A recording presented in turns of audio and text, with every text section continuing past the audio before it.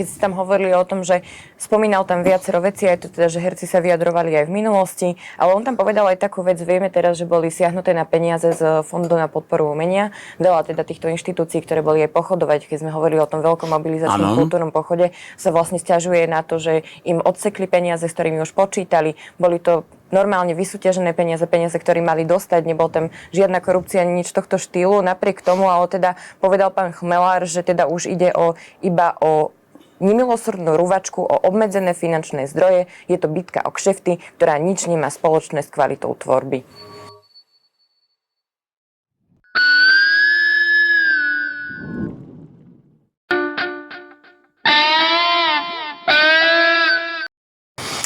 No, toto je jeho videnie sveta a jeho hodnotenie kvality tvorby je na takej úrovni, ako som už spomenul, skrátka na neobyčajne